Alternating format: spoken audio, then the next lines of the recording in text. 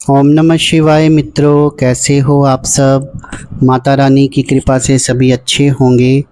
दोस्तों, एक घटना हमारे जीवन में कभी ना कभी ज़रूर घटती है और ऐसा भी हो सकता है कि आपको इस चीज़ का एहसास कभी ना हुआ हो, पर अधिकतर लोगों को ऐसा होता है कि उन्हें अचानक बैठे बैठे कभी गुलाब की खुशबू, कभी केवड़े की खुशबू, कभी इत्र की खुशबू, कभी चंदन की खुशबू आती है। तो कभी कभी ऐसा भी होता है कि बहुत अत्यधिक बदबू आती है और उन्हें ये नहीं पता लगता कि ये खुशबू किस तरफ से आ रही है, इसका स्रोत क्या है। तो इसका क्या कारण होता है, इस विषय में आज हम जानेंगे। इससे पहले कि इस विषय के बारे में हम जानें, मेरा आप सबसे आग्रह है, जो भी मेरे इस YouTube चैनल सच्चे भगत पर पहली बार आया है और पहली बार मेरी वीडियो देख रहा है, वो कृपया करके वीडियो को एक लाइक कर दे, चैनल को सब्सक्राइब कर दे और बेल आइकन को प्रेस कर दे, ताकि आगे जो मेरी वीडियोस आएंगी उनका नोटिफिकेशन उन तक पहुंचता रहे और अध्यात्म के बारे में उनकी जानकारी जो है वो बढ़ती रहे। चलिए दोस्तों, तो फिर आज के विषय को हम शुरू करते हैं। दोस्तों, कई बार क्या होता है कि हम चाहे बैठे हों या फिर हम बेड के ऊपर आराम से लेटे हैं, या ऐसा भी हो सकता है कि हम अपनी पूजा घर में पूजा स्थान पर बैठे हुए हैं और अपना रोज़मर्रा का पूजा पाठ कर रहे हैं। तो अचानक से क्या होता है कि एक बहुत ही सुखमय, बहुत ही अच्छी दुर्गंध जो है वो हमारे को आती है। हम इधर उधर दिखते हैं लेकिन हमें कमरे में कोई चीज़ दिखाई नहीं देती, या फिर पूजा घर में कोई ऐसा स्रोत नज़र नहीं आता कि हमें खुशबू जो है जो आ रही है वो किस तरफ से आ रही है। कभी तो वो ऐसे लगता है जैसे गुलाब की खुशबू हो, कभी ऐसे लगता है केवड़े की खुशबू है, कभी लगता है चमेली के फूलों की खुशबू है। और इस तरह की खुशबू जो है, ना तो उस तरह का हमने कोई सेंट घर में रखा होता है, ना कोई इत्र रखा होता है, लेकिन हमको धीमी धीमी वो खुशबू आती है और कुछ क्षणों के लिए आती है और उसके बाद में वो खुशबू जो होती है वो आना बंद हो जाती है। तो ऐसा हम में से किसी के साथ भी हो सकता है। तो मन में ये संशय उठता है, ये प्रश्न उठता है कि ऐसा क्यों हुआ और ये खुशबू कहाँ से आई। तो दोस्तों, ये एक सकारात्मक जो है वो निशानी है। कोई भी देवी देवता या दिव्य शक्ति जो है वो, या दिव्य आत्मा जो है हमारे पास से होकर गुजरी है, इस चीज़ का ये निशानी होती है। हो सकता है कि किसी देवी देवता के गण हो या कोई पवित्र आत्मा हो जो कि हमारे पास से क्षण भर में गुजरी हो। तो इसीलिए कहते हैं कि जब हम किसी भी देवी देवता, किसी एक देवी देवता की बहुत अधिक पूजा करते हैं, तो होता क्या है कि सबसे पहले उनके गण जो हैं वो वहाँ पे चक्कर लगाना शुरू कर देते हैं, क्योंकि इष्ट जो हैं वो एकदम से दर्शन नहीं देते। पहले उनके गण जो हैं वो आकर हमारी परीक्षा लेते हैं। तो जब वो हमारे पास से अचानक से गुजरते हैं और वो जो समय होता है, वो वक्त होता है, वो इतना कम होता है कि 1 सेकंड का भी 1000वां हिस्सा होता है जब वो वहाँ पर आते हैं और हमें देखते हैं कि हम अपने इष्ट की पूजा कैसे कर रहे हैं, उन्हें कैसे पुकार रहे हैं, उनके साथ हम अपना जो एक कनेक्शन है वो कैसे बिठा रहे हैं।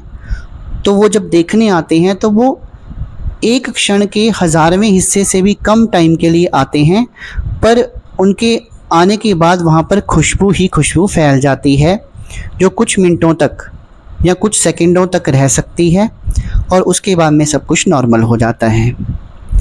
तभी कहते हैं कि जब भी आप पूजा पाठ करने बैठें तो कमरे को एकदम से बंद नहीं करना है, दरवाज़े को थोड़ा खुला रखना चाहिए। और हम किसी भगत, हम किसी देवी देवता के पुजारी या किसी तांत्रिक के पास जाते हैं और अपनी पूछा लेते हैं, तो वो भी यही कहते हैं कि दरवाज़े के सामने से हट जाओ, दरवाज़े की दहलीज पे कोई ना बैठे, क्योंकि जो देवी देवता उन्होंने सिद्ध कर रखे होते हैं, उनके गण आते हैं और उनकी मदद जो है वो समाज सेवा में करते हैं। अब बात कर लेते हैं।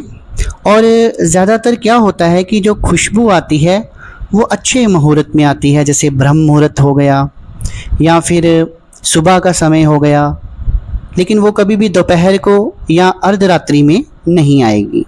बहुत कम चांसेस होते हैं कि अर्धरात्रि में इस तरह की खुशबू आए। इसी तरह से केवड़े के पुष्प की खुशबू भी आती है। तो ये हो सकता है कि माता महाकाली के गण जो हैं वो वहाँ पर चक्कर लगा रहे हों, भगवान शिव के गण जो हैं वहाँ पे चक्कर लगा रहे हों। कई बार चंदन की खुशबू आती है, तो आप ये भी समझ सकते हैं कि बाबा हनुमान की जो गण हैं या कोई ऐसी पवित्र आत्मा है जिसने उनकी वर्षों तक तपस्या की है, वो वहाँ पे चक्कर लगाती है। तो जब खुशबू आती है तो सकारात्मक शक्तियाँ ही होती हैं, नकारात्मक शक्तियाँ नहीं होती हैं। कई बार दोस्तों क्या होता है कि अचानक से अगरबत्ती की खुशबू आपको आने लगती है, कहीं पे भी, चाहे आप बाहर कहीं घूम रहे हैं या अपने घर में बैठे हैं, लेकिन कहीं पे भी अगरबत्ती जली नहीं होती और ना ही कोई आपने पूजा पाठ किया होता है। तो इसका मतलब ये है कि कोई पीर पैगंबर, कोई पीरों की अच्छी आत्मा, क्योंकि पीर अच्छे भी होते हैं, पीर बुरे भी होते हैं, तो वो हो सकता है कि आपके पास से गुजरे हों या फिर माता महाकाली के गण गुजरे हों।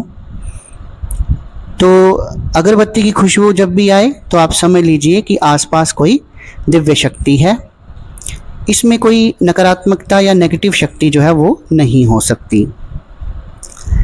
कई बार क्या होता है कि आपको बहुत अत्यधिक बदबू आती है कुछ मिनटों के लिए, और वो बदबू कई बार ऐसे भी होते हैं कि जैसे हम शमशान में हम किसी लाश को जला रहे हों, तो वहाँ पर उसका मांस जब सड़ने गलने लगता है तो उसमें से कई बार बहुत गंदी सी बदबू आती है और वो बहुत ही असहनीय होती है। तो तब आपको समझ लेना चाहिए कि ये कोई शमशानी शक्ति है, ये कोई मसानी शक्ति है, मसान भी हो सकता है, और ये शमशान से उठाई गई शक्ति है और ये नेगेटिव शक्ति है।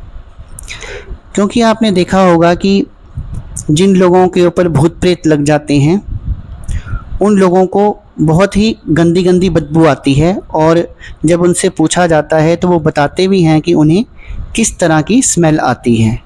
जब ये चीज़ें बहुत हावी हो जाती हैं तो वो व्यक्ति स्वयं ही सड़ा गला कच्चा मांस खाना शुरू कर देता है और उसको रक्त पीने की इच्छा होती है। पर ये बाद की बातें होती हैं जब नेगेटिविटी बहुत अधिक बढ़ जाती है। तो जब इस तरह से कोई प्रॉब्लम हो तो आपको किसी अच्छे भगत को, किसी तांत्रिक को जरूर दिखाना चाहिए। ये नेगेटिविटी भी हो सकती है शरीर के ऊपर, या फिर किसी के द्वारा आपके ऊपर ब्लैक मैजिक, जिसको हम कहते हैं, काला जादू कहते हैं, वो भी हो सकता है।